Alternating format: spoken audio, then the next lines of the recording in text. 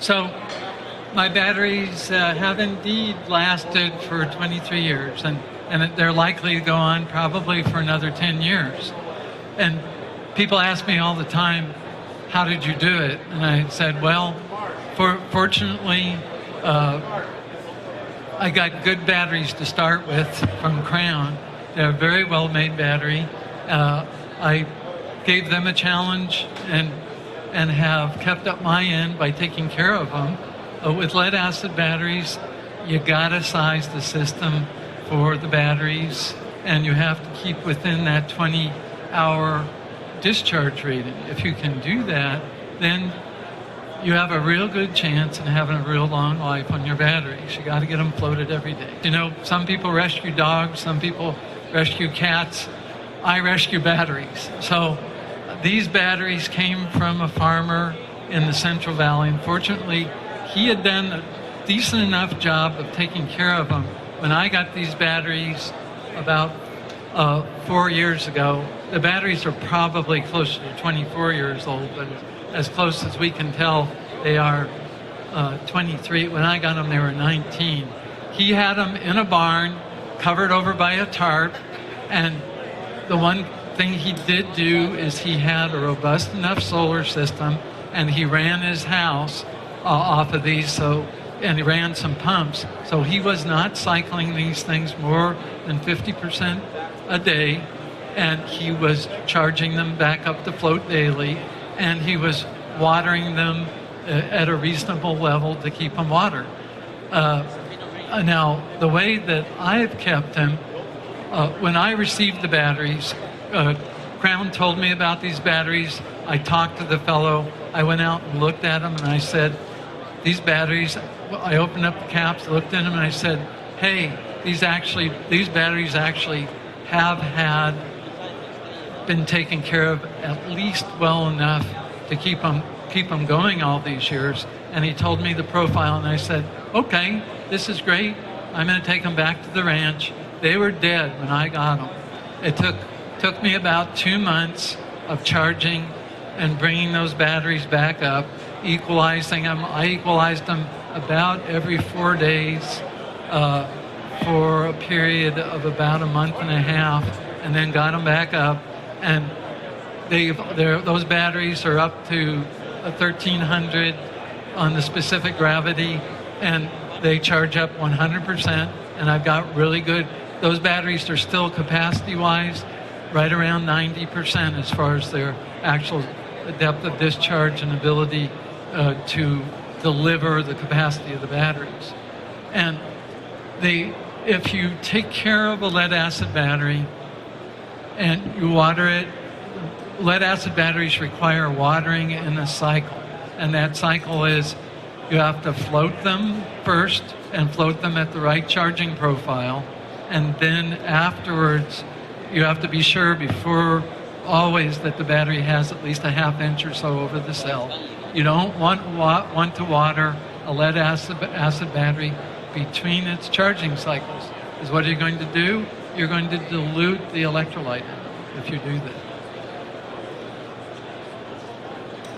There really aren't any great secrets, to this. I got started in off-grid very, very early in the 70s. When the first inverter, the first devices I used were ready line motor generators. I don't know if anyone is even as old as I am that even remembers ready line, but then I started, the next inverter I did was Hearts, and I installed and serviced Hearts, and then Trace, and then Xantrax, and now I have 4 authorized service centers in the U.S., 1 in Kansas, 1 in San Diego area, 1 in Carmichael, and we're just opening 1 in the Phoenix area in the fall. And what we do is we also maintain inverters from 1 kilowatt all the way up to 250 kilowatts on the component level. We rebuild boards, and we also change boards and troubleshoot and service. I've worked for Department of Energy, NASA, Arizona State University. We've done all kinds of different experimental jobs. We've been working with the Department of Energy on life extension of solar panels.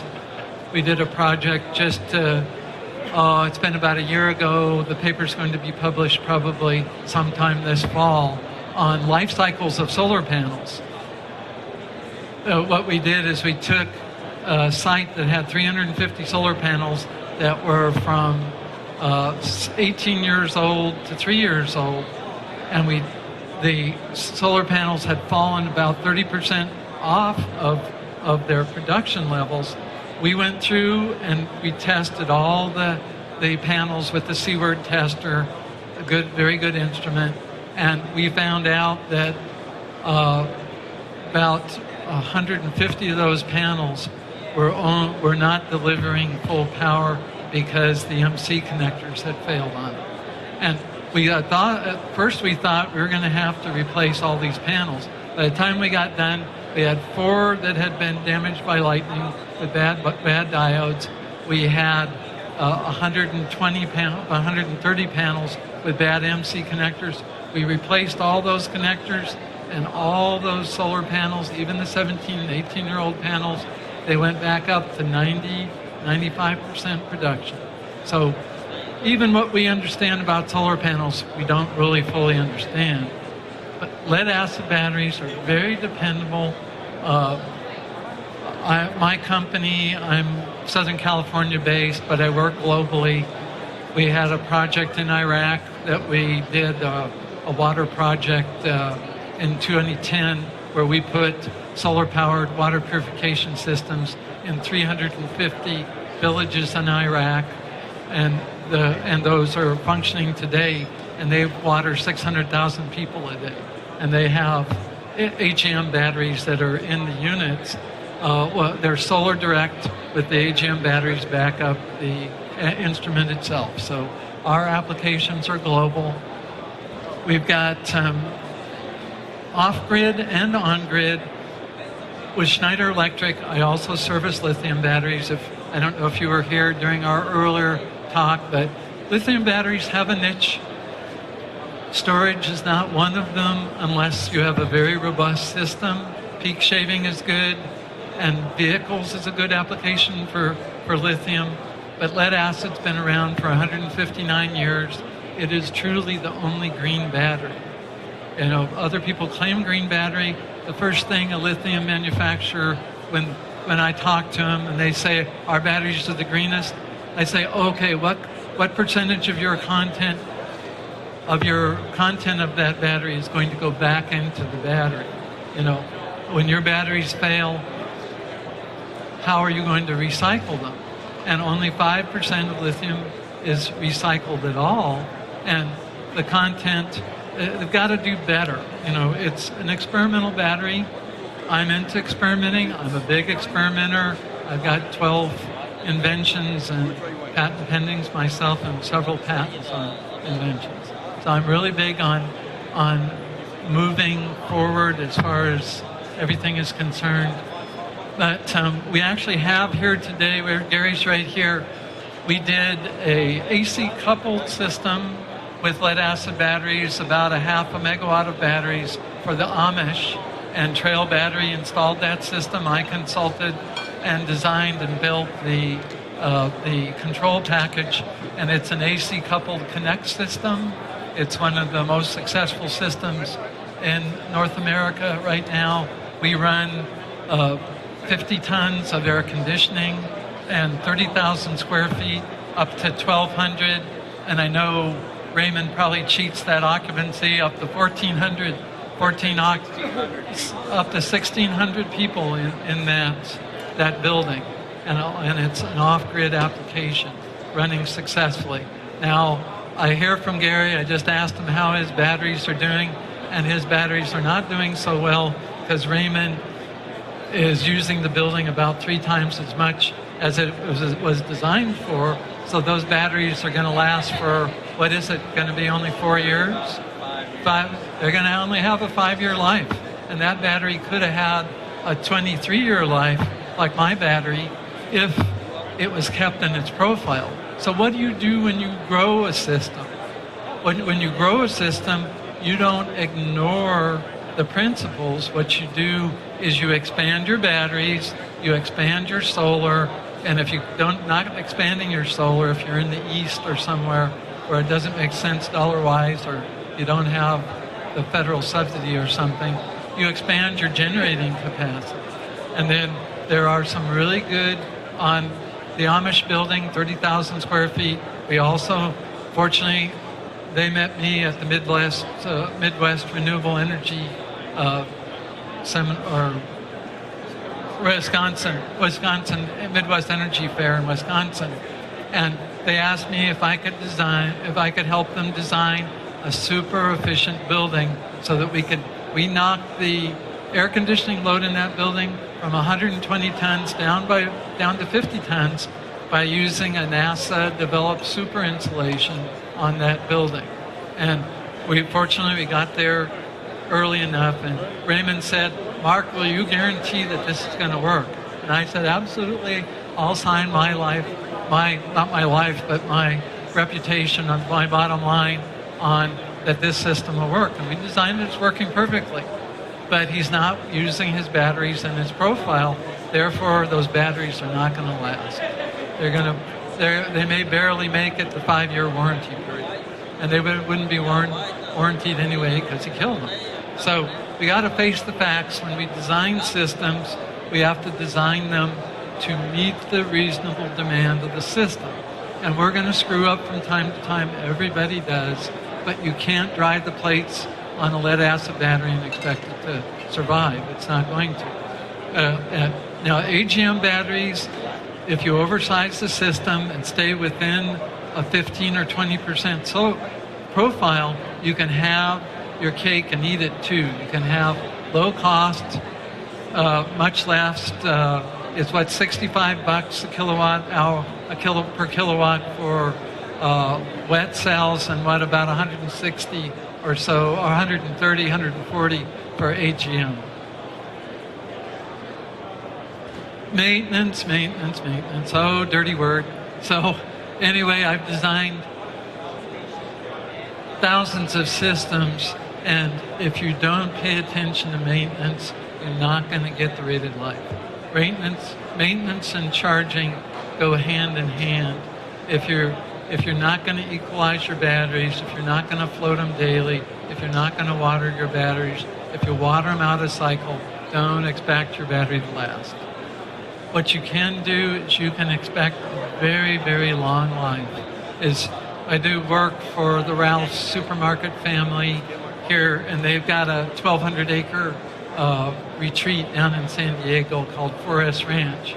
And we have an old Trace inverter on that ranch with AGM batteries, and we just replaced the batteries at 17 years old. And the maintenance man has been there for 25 years, great guy. I taught him how to maintain those batteries, and he took good care of them, and they lasted 17 years. I've got another installation. SMA did an article on it in one of the major magazines just maybe a year ago. Jeremy McGrath, motocross famous fellow, has a ranch, 700-acre ranch. We've got a 30-kilowatt system on his ranch with SMA. It's an SMA AC-coupled system, like similar to the Amish system. And that system, we took the batteries and regenerated the batteries he had previously. I originally went out there. He had a Chinese inverter. The inverter burned up because he was trying to use it too hard. We switched it over to AC coupled, and we inherited the batteries. Rather than scrap the batteries, I took a look at them. They are still in pretty good shape. I rehabilitated them, got them up to back up to 100%. So they cycle between 90 and 100%. Those batteries are 18 years old. Megawatt of storage of Unity batteries that are 18 years old. And Crown doesn't mind me saying these things because I really believe I use Crown batteries on all my installs because they're such a great company. I've been to the factory. I see how they're made. They're very responsive. Their engineers have helped me in certain cases, like the Star School. in northern Arizona where I put in another a SMA AC coupled system. It's let's see, we've got 9 cluster. It's about 54 kilowatts with about 80 kilowatts during the daytime, AC coupled solar and wind. And that system, when I arrived there, before I built the AC coupled system, it had an older Outback system that had not been taken care of well. The batteries were dead. Their idea of charging up the batteries was charge them right above dead and then exhaust them and then charge them just to use very little power and little expense. Well, they were a GB battery. We went and Crown Battery worked with me for a couple weeks, or actually a couple months. We got those batteries back up to about 80% capacity, and we just now replaced the whole bank with Crowns over the last year and a half or so. So they're really, really good. If you can keep a battery within its profile, if you a lead acid battery, a wet cell, you gotta have the right charging profile for it. You gotta float it daily, and you've got to recharge it and equalize it. My battery bank, one of the reasons I've got such a great life out of it is I do equalize it every 10 days, and I take care of it. It's in a box and well taken care of. That depth of discharge is what really gets most off-grid installations. You originally designed for one thing, you end up having kids, and you, instead of raising the amount of batteries you have and the amount of charging assets, solar panels, micro hydro, wind, whatever you have, you don't do that, and you get into trouble. If you cycle a battery over 20 hours, it's within its profile at 50%, and then charge it back up to 100% daily, you're likely, very likely, as I have, to be able to get 23, 25, 30 years.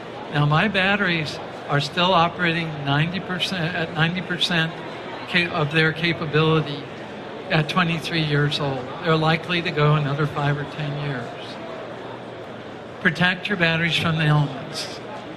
So this, in Arizona, this is, we use the same product that we used for the Amish, the NASA-developed super insulation on this house. This house is 30 miles off the grid on the Navajo reservation, and we built a battery box.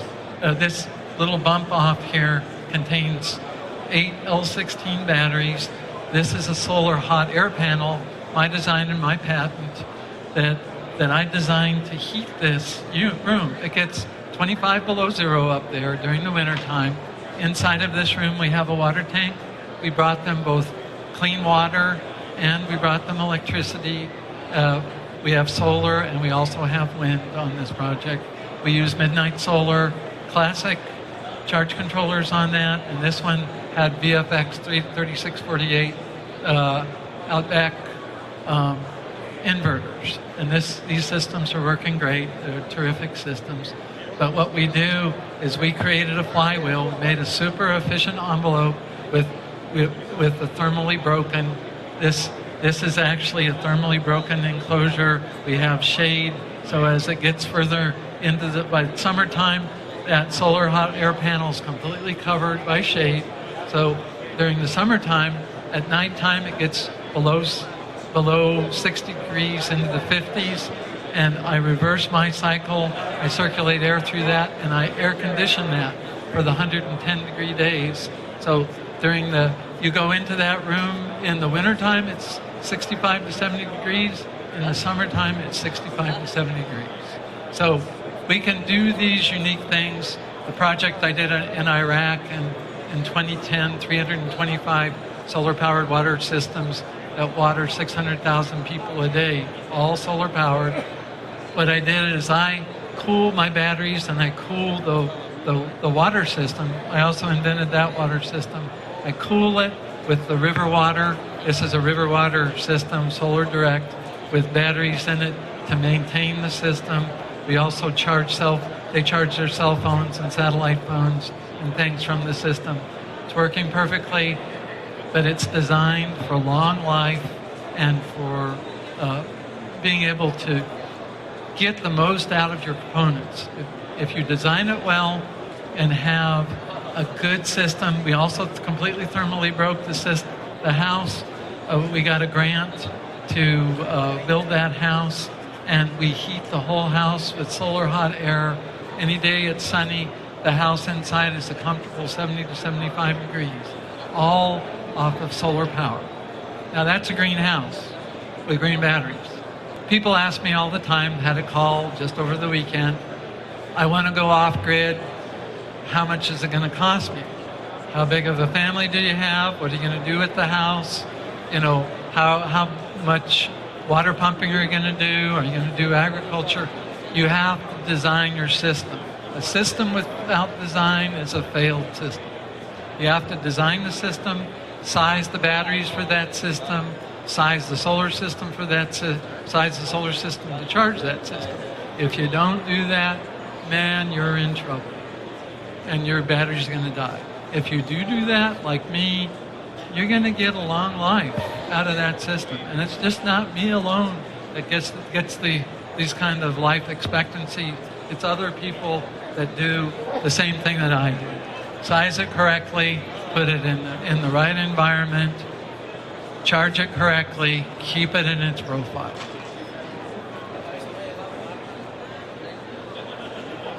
I've been to the Crown Battery factory. You can go there and visit if you'd like. They're in Ohio. And you can go see how these terrific batteries are built. They are extremely well-built batteries. If you want to get what I've gotten out of my batteries, if you want a long profile, there's no real magic to it. It's doing the proper job on designing, keeping it in the profile, growing your batteries as you grow your family or your system, growing your solar asset, then you can get a really good long life on your batteries. So, do you have any questions? James, Spectrum Energy. Don't the charge controllers you choose do a lot of the maintenance like float and equalize, or do you have to manually go in and do these types of charge settings? So we're assuming his question is about AGMs. So let's just say that this is a question about AGMs. So yes, what you have to do is you have to be sure that your charge profile doesn't change. The charge controller will charge up the batteries, but if you don't have enough solar asset, if you have a generator, you have to properly set the low battery cutoff to cut off at 50%.